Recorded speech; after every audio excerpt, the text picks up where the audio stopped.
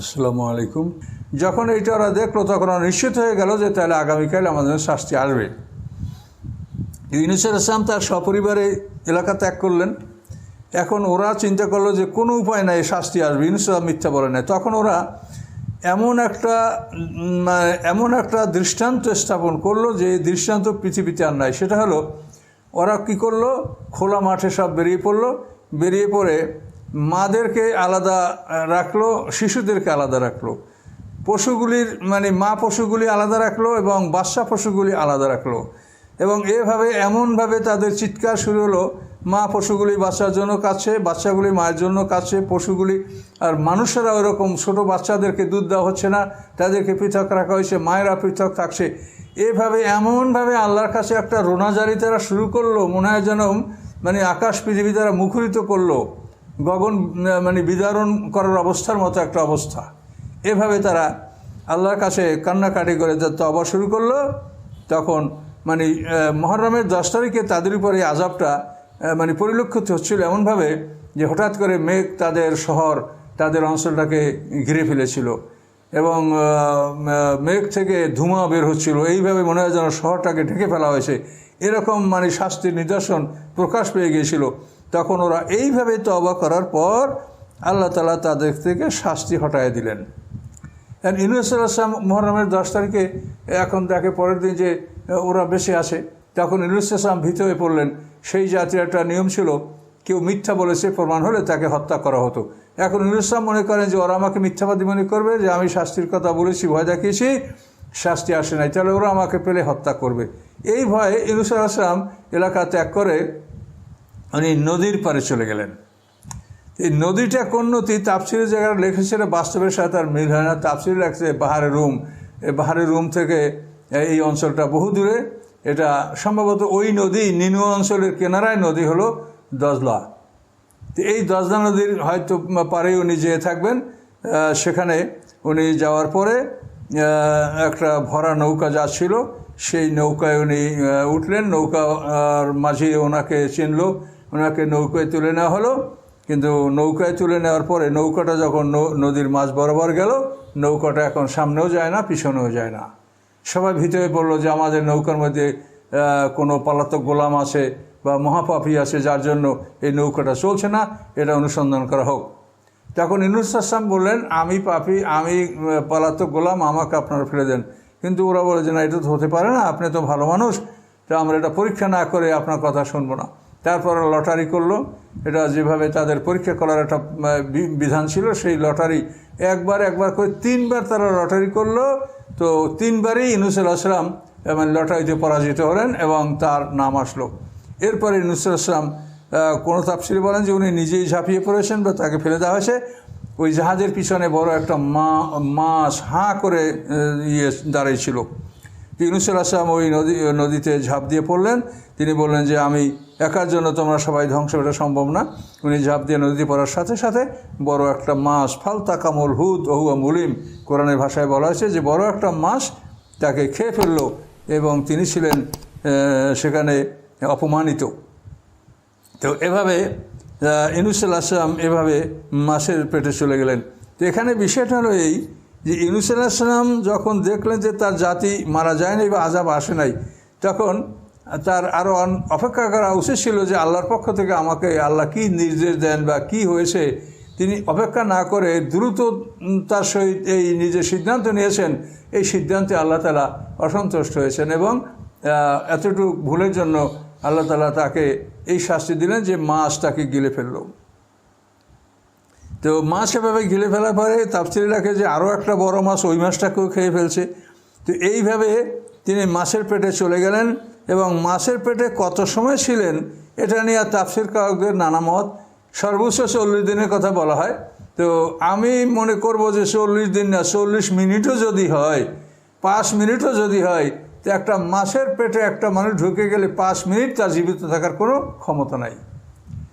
তো এই মাছটা যখন একেবারে নদীর তলদেশে চলে গেল, তখন ইউনূস আলাইহিস সালাম সেখানে তার কানের মধ্যে পাথরের নুড়িগুলো যে আল্লাহকে ডাকছে, আল্লাহর প্রশংসা যাপনা করছে, তাসবিহ পাঠ করছে, এই তাসবিহর আওয়াজ তার কানে আসলো। তখনই তার স্মরণ হলো যে আমি আল্লাহকে স্মরণ করি। তখন ইউনূস আলাইহিস সালাম সেই নদীর তলদেশে মাছের পেটের মধ্যে ডাক দিলেন, ফানাদা ফি জুলুমাত, জুলুমাত মানে অন্ধকার, অন্ধকারের মধ্যে তিনি আল্লাহকে ডাক দিলেন কি বলে, আল্লাহ ইলাহা ইল্লা আনতা, আল্লাহ হে আল্লাহ আপনি ছাড়া আমার কোনো মাবুদ নাই, লা ইলাহা ইল্লা আনতা আপনি ছাড়া আমার কোনো মাবুদ নাই, সুবহানাকা আপনিই পবিত্র, আপনার পবিত্র যাপনা করছি, ইন্নী কুনতু মিনাজ জালিমিন আমি জালেমদের অন্তর্ভুক্ত ছিলাম। এইভাবে যখন আল্লাহকে ডাক দিলেন, আল্লাহ বলেন ফাস্তাজাবনা লাহু, আমি তার ডাকে সাড়া দিলাম। তাহলে আল্লাহ তাআলা বলেন যে আমি ঘুমাই না। আল্লাহ যদি ঘুমন্ত থাকেন তাহলে এইরকম বিপদ থেকে তো মানুষের রক্ষা করা যাবে না। আল্লাহ যদি ঘুম থাকতো, আর ইউনূস আলাইহিস সালাম তসবিহ পড়তেন, আর জিবরিল আলাইহিস সালাম যদি আল্লাহকে এই বিষয়টা অবহিত করার জন্য আল্লাহর কাছে যেতেন, তাহলে এই মতো অবস্থায় মানুষের মৃত্যু হয়ে যেত। আম্মা ইয়াজুবুল মুত্তাররা ইজা দাহু, আল্লাহ বলেন বিপদগ্রস্তরা যখন আল্লাহকে ডাকে তখন আল্লাহ ছাড়া এত দ্রুত এই আওয়াজ, এই ডাকে সাড়া দেওয়ার মতো পৃথিবীর কারো ক্ষমতা নাই। তো এই একটা দৃষ্টান্ত যে ওই জাতির উপরে শাস্তি আসার প্রতিশ্রুতি দিয়েছিলেন আল্লাহ, এবং শাস্তির নমুনা এসে গিয়েছিল, তারপর ওই জাতি আশ্চর্য ধরনের এক তওবা করার কারণে আল্লাহ তাআলা সেই জাতির তওবা আল্লাহ কবুল করেন। ইউনূস আলাইহিস সালামকে আল্লাহ সাময়িকভাবে শাস্তি দিয়েছেন। এরপরে তিনি মাছকে বললেন, আল্লাহ তাআলা মাছকে বললেন যে তুমি ইউনূস আলাইহিস সালামকে সংরক্ষণ করো, আমি তোমার পেটকে তার জন্য একটা জেলখানা বা সংরক্ষণকারী জায়গা আমি তোমার পেটকে বানিয়েছি, ইউনূস আলাইহিস সালাম তোমার খাদ্য নয়। এই মাছ আল্লাহ তাআলার হুকুমে এই মাছ নুবিজাবিল আরা, কোরআনে আমরা পাবো বিষয়গুলি, অন্যান্য জায়গায় বিভিন্ন জায়গায়, এখানে অন্যত্র, যে নদীর চরে মানে স্যান্ডবিচ, নদীর পারে বালুকামায় চরে মাছ তাকে বমি করে ফেলে দিল। তার শরীরটা ছিল খুব নরম ব্যাগবেগে, এই জন্য আর সাথে সাথে আল্লাহ তাআলা তাকে রক্ষা করার জন্য, ছায়া দেওয়ার জন্য কদু গাছ উদ্গত করে, হঠাৎ করে একটা কদু গাছ সৃষ্টি হলো। এই কদু গাছের ছায়া ইউনূস আলাইহিস সালাম আশ্রয় গ্রহণ করলেন। কদু গাছের পাতায় মাছি পড়ে না, তো এই জন্য আল্লাহ তাআলা কদু গাছের মাধ্যমে ইউনূস আলাইহিস সালামকে ছায়া দিলেন, এবং সেখানে আল্লাহ তাআলা পাহাড়ি বকরি পাঠিয়ে দিলেন। সেই পাহাড়িয়া বকরির থেকে ইউনূস আলাইহিস সালাম দুধ পান করলেন। এর মাধ্যমে আস্তে আস্তে তিনি সুস্থ এবং সবল হয়ে উঠলেন এবং তিনি ঘুমিয়ে পড়লেন। তো ঘুম থেকে জেগে দেখে যে কদু গাছটা শুকিয়ে গেছে। তখন সে কাঁদতে লাগলেন যে আল্লাহ এই গাছের ছায়া আমি ছিলাম, গাছটা শুকিয়ে গেল। তখন তাকে গায়েবে জানানো হলো, ইউনূস তুমি একটা কদু গাছের জন্য কাঁদছো, কিন্তু তোমার জাতির অবস্থা তুমি জানো যে তারা কি অবস্থায় আছে। তখন ইউনূস আলাইহিস সালাম জাতির কথা স্মরণ করলেন, এবং তিনি এক রাখালকে দেখতে পেলেন। সেই রাখালকে বললেন যে তুমি কোথার লোক, যে আমি ইউনূস আলাইহিস সালামের সম্প্রদায়ের লোক। তো তাই যদি হয়ে থাকো, তাই তুমি আমার পক্ষ থেকে একটু দায়িত্ব পালন করো, তুমি সেখানে যে জাতিকে বলো যে ইউনূস আলাইহিস সালাম আসেন, আমি তাকে দেখেছি। ও বলে যে আমি যদি এটা বলি আর প্রমাণ করতে না পারি তো আমাকে হত্যা করা হবে। তখন ইউনূস আলাইহিস সালাম বলে যে তোমার জন্য সাক্ষী থাকবে এই মাটি, যেখানে তুমি এই মাটি তোমার পক্ষে সাক্ষী দিবে, এবং এই মাটির আশেপাশে যে গাছপালাগুলি দেখো এগুলি তোমার পক্ষে সাক্ষী দিবে। তখন ওই বালক সেই ইউনূস আলাইহিস সালামের জাতির কাছে গিয়ে রাজার কাছে খবর দিল। রাজা তাকে হত্যার অর্ডার দিল। তখন বলে আমাকে হত্যা করবেন কেন, আমার এই ব্যাপারে আমার সাক্ষী আছে। কে সাক্ষী?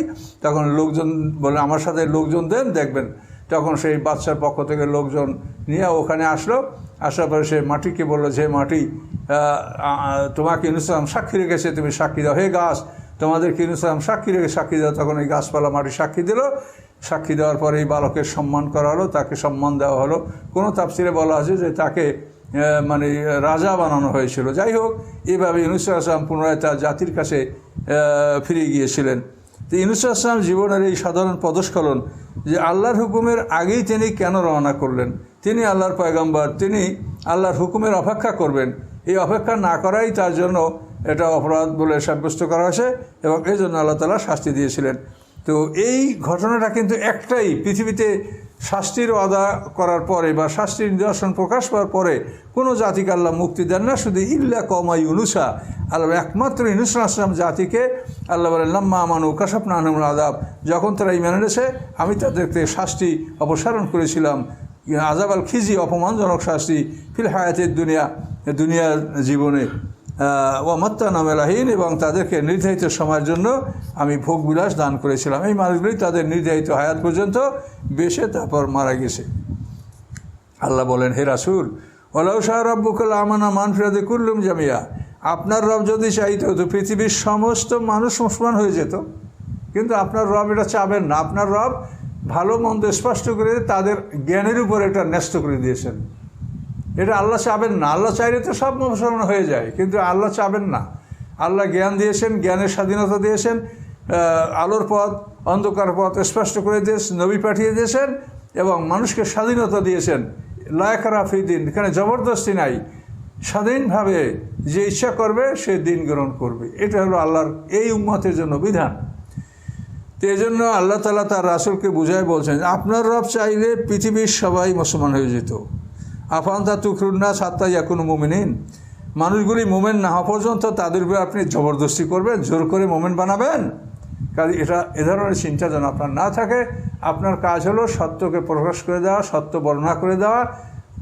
হয়তো তারা গ্রহণ করবে, না হয়তো না করবে। আলাইকাল বালাক ও আলাইনাল হিসাব। আপনার কাজ দাওয়াত পৌঁছিয়ে দেওয়া, আর আমার কাজ হিসাব, আমি আল্লাহ হিসাব নেব। তাহলে পৃথিবীর অধিকাংশ মানুষ মোমেন হবে না, এটা আমরা এখান থেকেও জানলাম। সূরা ইউসুফে আছে, সূরা বাকারা আছে, এটা নিশ্চিত যে পৃথিবীর অধিকাংশ মানুষ মোমেন হবে না।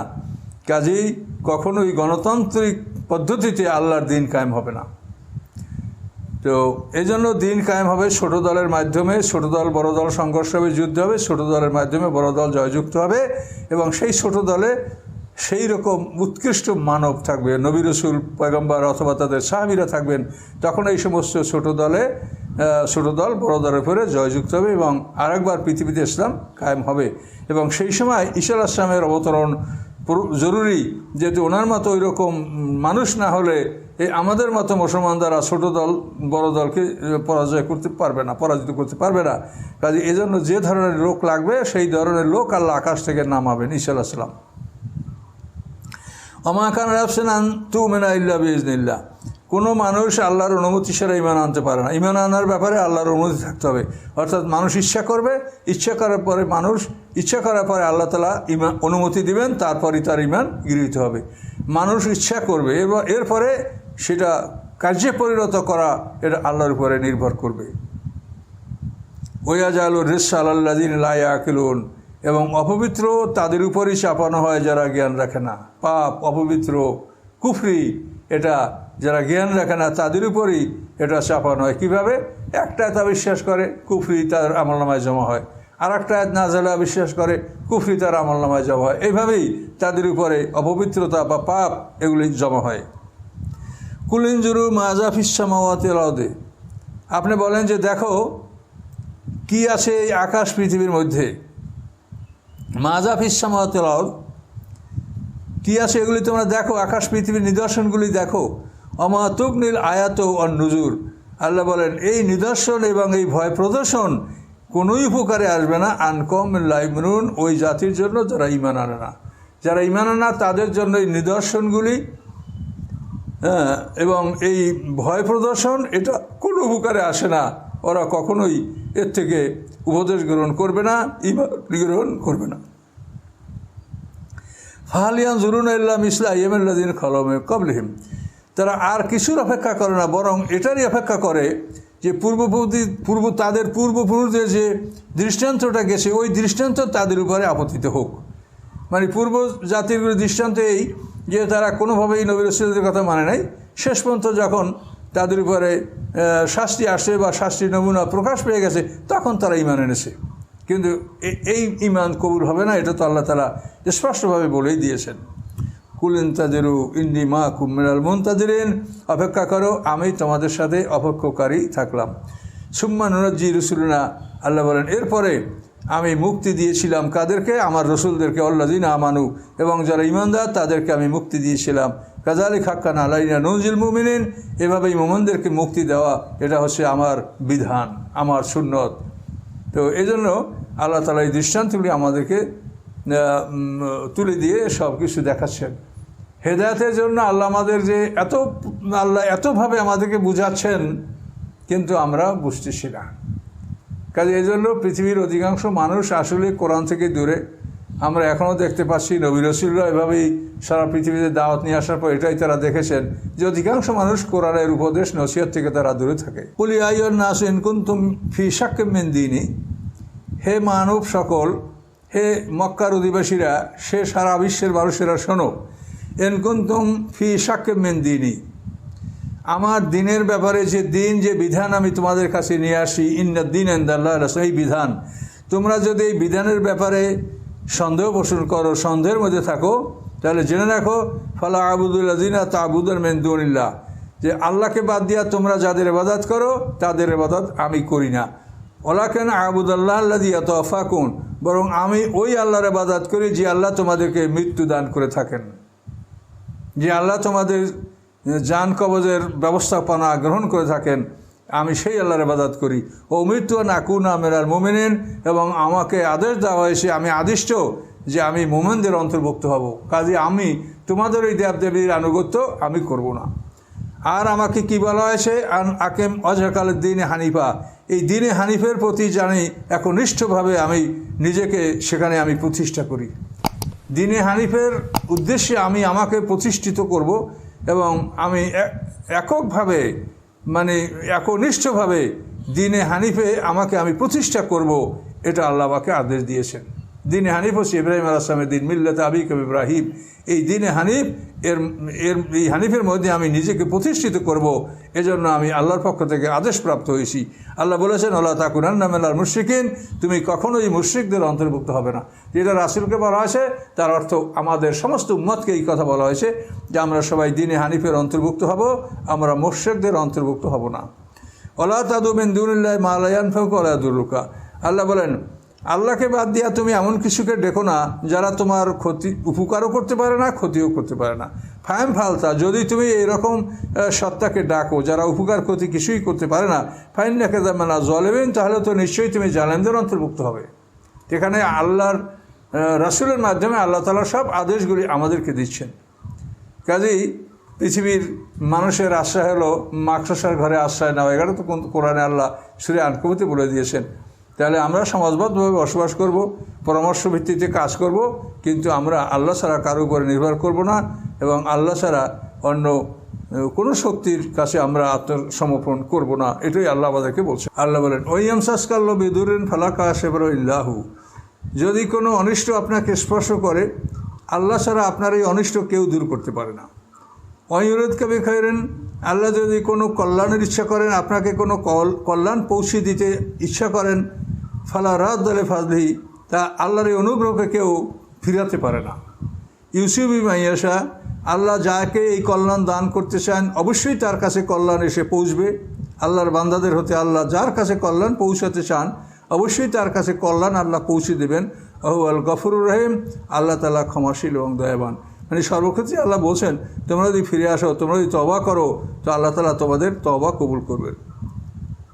তাহলে দেখেন, আল্লাহ কারো ক্ষতি অনিষ্টের উদ্দেশ্য যদি আল্লাহ করেন কাউকে ক্ষতি হবে, সেটা কেউ ফিরাতে পারে না। আর আল্লাহ যদি কাউকে কল্যাণ দান করে ইচ্ছা করেন, সেই কল্যাণ ও কেউ সেটাকে প্রতিহত করতে বা ফিরাতে পারে না। এটা আল্লাহর ক্ষমতা সম্পর্কে আল্লাহ এটা বলেছেন, এটা অতি সত্য। কিন্তু মানুষের কাজ হলো চেষ্টা করা। মানুষ ভালোর জন্য চেষ্টা করবে, অন্যায় থেকে দূরে থাকবে, এটা হলো মানুষের কাজ। কুলিয়ান নাসুকাত জাকুমুল হাক্কু মির রাব্বিকুম, আপনি বলে দেন হে মানব সকল, তোমাদের কাছে সত্য এসেছে তোমাদের রবের পক্ষ থেকে। ফামান হেতাদা ফাইন্নামা হেতে লাফসি, যে সৎপথ গ্রহণ করে সে তার নিজের জন্যই এই সৎপথ গ্রহণ করে। অমন্দাল্লাহ, এবং যে বিপদগামী হয়, ফাইন্নামা ইয়াদুল্লু আলাইহা, এবং বিপদগামী হওয়ার যে শাস্তি এটা তার উপরই বর্তাবে, সেই এটা ভোগ করবে। আমা আনা আলাইকুম বিওয়াকিল, এবং বলে দেন হে রাসূল যে আমি তোমাদের কর্মবিধায়ক নই, আমি তোমাদের কর্ম সম্পাদন করে দেবো, জান্নাত জাহান্নামের ব্যবস্থা আমি করে দেবো, এটা কিন্তু নয়। তবে তোমাদের কাছে সত্য এসেছে রবের পক্ষ থেকে, এই সত্য গ্রহণ করলে সে নিজের জন্য সে কল্যাণ করলো। আর যে এই সত্যকে পরিত্যাগ করে বিপদগামী হয়, এই বিপদগামী হওয়ার শাস্তি তার উপরেই বর্তাবে। আল্লাহর রাসূল বলে আমি এজন্য তোমাদের কোনো দায় দায়িত্ব আমার উপরে নাই, আমার কাজ হলো শুধু প্রচার করে দেওয়া, তোমাদেরকে জানিয়ে দেওয়া। ও আত্তাবে মা ইউহা ইলাইকা, আল্লাহ বলেন যে ওহির মাধ্যমে তোমাকে যা দেওয়া হয়েছে মুহাম্মদ সাল্লাল্লাহু আলাইহি ওয়াসাল্লাম তুমি তার অনুকরণ করো। আসবের, এবং ধৈর্য ধারণ করো। হে রাসূল, ওহির মাধ্যমে আপনাকে যে দেওয়া হয়েছে আপনি তার অনুকরণ করুন, আপনি ধৈর্য ধারণ করুন। হাত্তা ইয়াহকুমুল্লাহু, আল্লাহর আদেশ না আসা পর্যন্ত। ও খায়রুল হাকিমিন, আল্লাহ তাআলা উত্তম আদেশ দানকারী। অর্থাৎ আপনাকে জিহাদের আদেশ না দেওয়া পর্যন্ত আপনি ধৈর্য ধারণ করুন। ওরা যা বলছে কষ্ট দিচ্ছে, আপনি ধৈর্য ধারণ করুন। জিহাদের আদেশ নাজিল হয়ে পরেই সত্য মিথ্যা প্রকাশিত যাবে এবং ওরা একে একে পরাজিত হয়ে ওদের আপনার ভূখণ্ড থেকে মক্কা মদিনাকে ওরা বিলুপ্ত হবে। এই জন্য আল্লাহ বলছেন যে আল্লাহ আদেশ আসা পর্যন্ত আপনি অপেক্ষা করেন, আল্লাহ তারা উত্তম আদেশ দানকারী, কখন জিহাদের আদেশ দিতে হবে এটা আল্লাহ ভালো জানেন। সাহাবায়ে কেরাম কিন্তু বারবার আল্লাহ রসুলের কাছে জিহাদের অনুমতি চেয়েছেন। তাফসিরে বলা আছে অন্তত 70 বার তারা আল্লাহ রসুলের কাছে জিহাদের অনুমতি চেয়েছেন এবং আল্লাহ রসুল বলেছেন যে আমি আল্লাহর পক্ষ থেকে এখনও আদেশ প্রাপ্ত হইনি। তো এই জন্য আদেশ প্রাপ্ত হওয়ার পর্যন্ত আল্লাহ তার রাসূলকে এবং মুমিনদেরকে অপেক্ষা করতে বলেছিলেন। তো এখানে সূরাটা সমাপ্ত হলো। আমিন। আল্লাহ কবুল করুন।